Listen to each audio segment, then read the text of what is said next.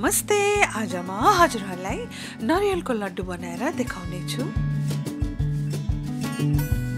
एकदमै सजिलो छ यो बनाउनको लागि।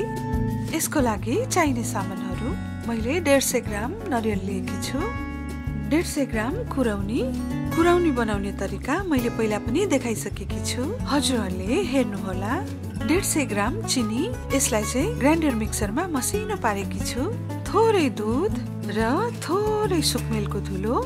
यो नरिवललाई पनि ग्राइन्डर मिक्सरमा मिक्स गर्नुपर्छ। अब एउटा प्यानमा कुराउनी राखौं।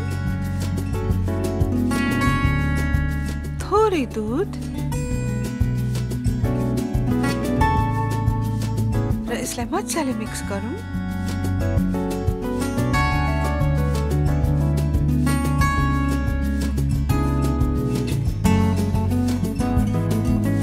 यो मजाले मिक्स भएपछि चिनीको धुलो राखौं। ग्यास चाहिँ सानै पार्नु पर्छ। चिनी राखेपछि हल्का गिलो भएर आउँछ। त्यसपछि थोरै सुकमेलको धुलो राखौं। अब नरिवलको धुलो राखौं।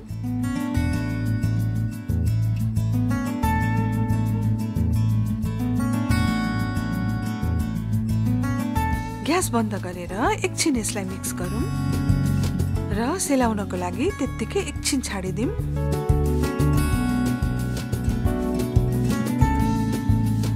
अलिकति नरिवलको धुलो चाहिँ छुट्टै राख्नुपर्छ, पछि लड्डु बनाउँदा युज हुन्छ। एकदमै सजिलो छ यो लड्डु बनाउन।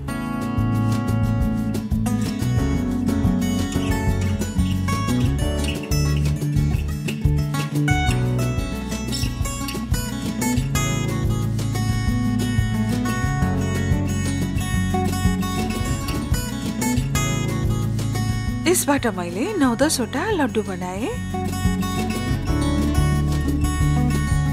अब हाम्रो यम्मी नरिवलको लड्डु तयार भयो। हजुरहरुले पनि बनाएर खानुहोला।